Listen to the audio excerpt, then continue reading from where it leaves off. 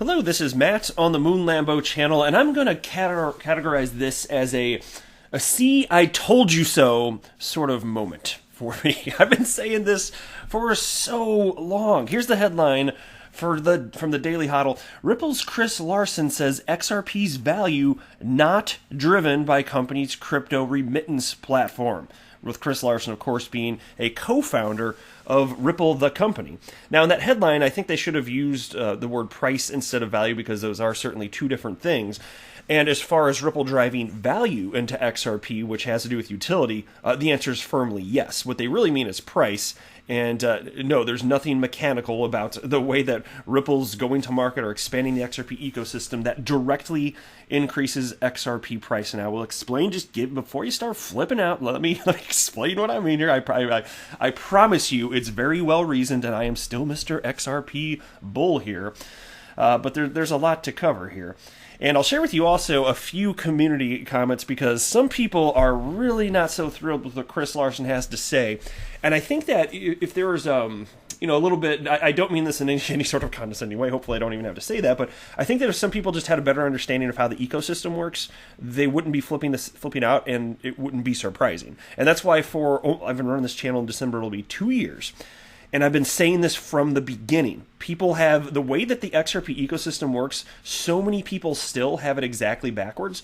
And it's easy to see why. In the early days, I was trying to figure out, okay, so wait, if I'm going to invest in XRP, like, what is it ultimately that will potentially make the price go up? And of course, I was sitting through, logically thinking through this, trying to get opinions from all sorts of people. And before I understood it to the way that I do today, that's one of the things that crossed my mind. I was like, well, is there something about just it getting used that makes the price go up? And the answer is actually no. That's not how it works.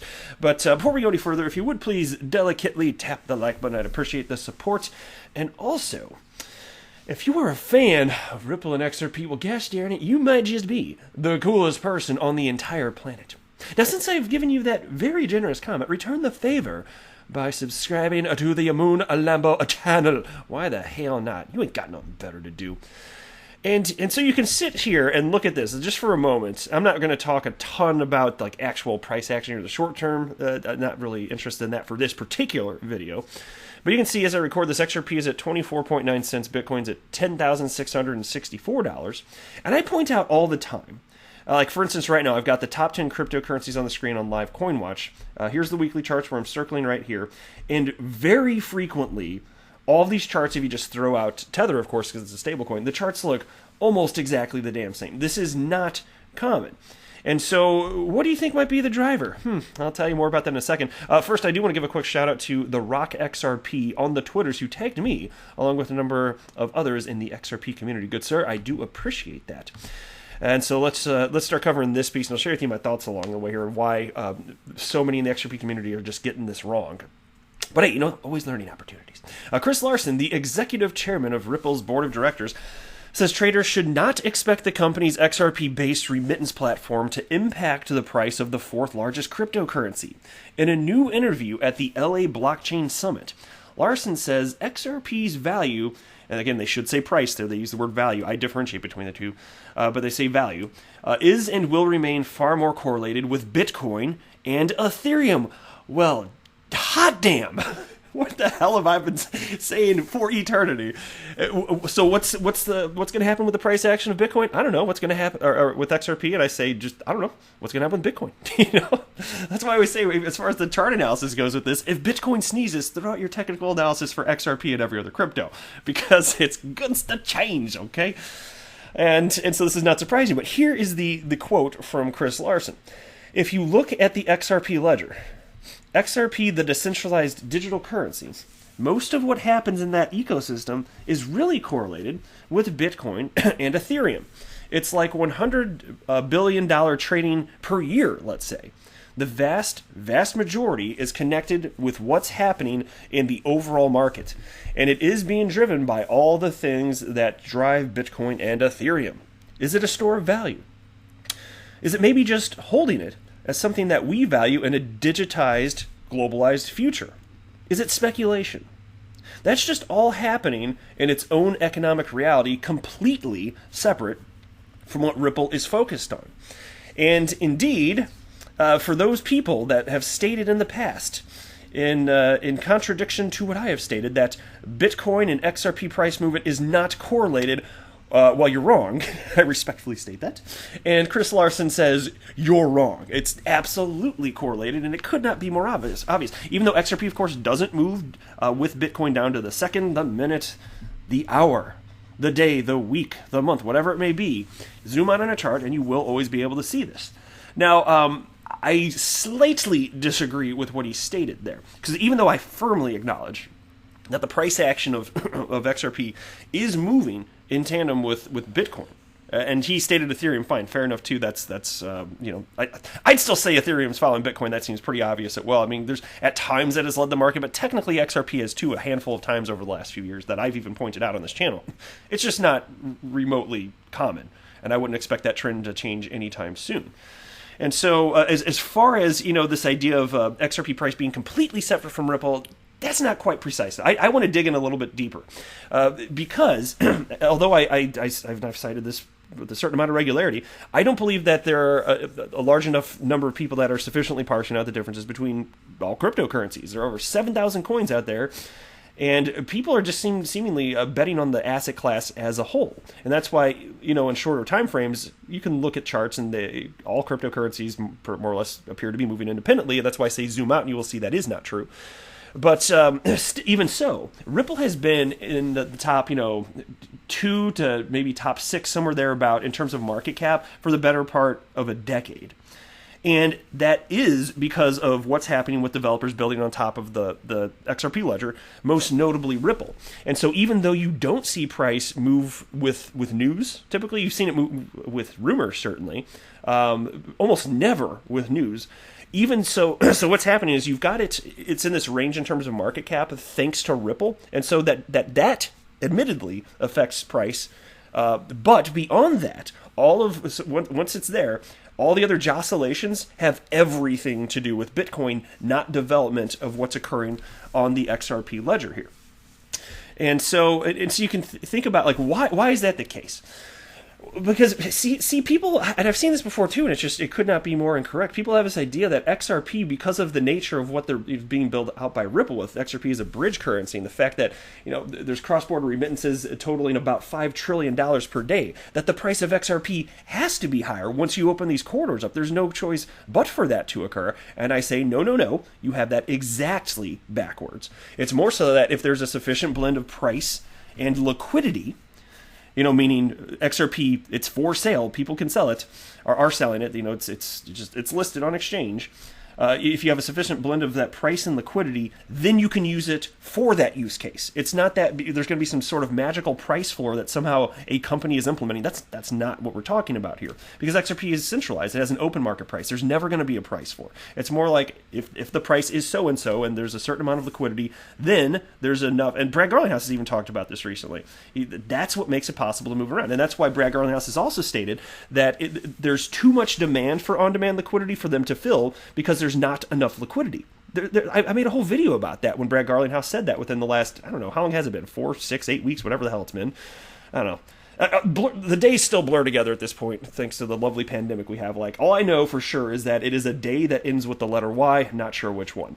But yeah, even Brad Garlinghouse was talking about this concept. So none of this is surprising, but it's not bad also. So you might think, well, why the hell why should we anticipate the price of XRP going up? Outside of just the speculation. Well, first of all, it's always going to be humans deciding what the price of XRP is. So speculation. There's not going to be some sort of robot out there or some sort of algorithm that says the price of XRP is now so-and-so. No, it's got an open market price, and supply and demand will do its thing. But so really what you need to ask is, what are the considerations people and institutions will make in determining whether or not they want to purchase and hold XRP? Well, I think, and this is why my investment thesis is that utility matters and will win the day. My belief, and I should say this too, I am not a financial advisor. I absolutely am not offering financial advice. Do not buy or sell because of me. I don't have a financial background. I'm just sharing my opinion. But to me, it's just always been pretty obvious that if we see that a cryptocurrency is needed in order for other businesses to conduct their business model, then that means that there's value because there's real utility there. And if there's utility and it's an asset that can be traded on open markets, then it deserves to have an open market price. And as more individuals get in, that should drive the price in and of itself. And so if we see continued adoption, which certainly has been the case so far, a continued adoption of XRP, it will indirectly increase the price of XRP. So I'm going to make sure I'm sufficiently making my pointer because it's a nuance. It will indirectly increase the price of XRP, but there's nothing directly, with the adoption of on-demand liquidity, there's nothing directly that increases the price. So and that's an important nuance. I want to be clear. That's what I'm talking about here. So it's the confidence in the XRP ecosystem and real-world adoption from various developers on top of the ledger, and that's what this looks like. Whereas with a stock, you're really just considering the performance of a particular company. With a cryptocurrency, you're looking at who's building on top of it, and this is my opinion, who's building on top of it, and do we have reason to believe it's going to stay here for the long haul based on real-world utility? That's what it looks like to me, right? Excuse me. And so Jeff John Roberts, a law, tech, and crypto reporter at Fortune magazine, asks Larson whether Ripple would consider serving as an advisor or consultant to central banks, and whether doing so would open the company up to the further accusations of XRP or being XRP's overlord. And Larson says Ripple's XRP-powered cross-border payment product, on-demand liquidity, only represents a small fraction of the XRP marketplace, and that the company would be happy to work with a central bank. And here's another quote. You know, you look at on-demand liquidity over the last 2 years, it's about $2 billion. So it's a tiny fraction of the overall experience that's happening in those markets. So I think Ripple, the company, we just look at how you have a product market fit. So if there is a product market fit with a central bank that wants to explore digital currencies, absolutely will be involved. It's just a different thing, but we think a valuable thing. We think every central bank could be having discussions about a digital currency. And particularly with the speed at which China has embraced it, the rest of the major economies, they sort of have to at this point to stay relevant and to stay ahead. And so the former Ripple chief executive also notes that central bank digital assets could take wildly differing forms. Yeah, and so he's not just the co-founder, he actually used to be the CEO of Ripple, and I guess he's just now on the board. But anyway, here's another here's another quote from him. One central bank digital currency could be so different from another one, not just the currency behind it, but again, what are they going to let it be used for? The most radical would be consumers can go directly to their central bank.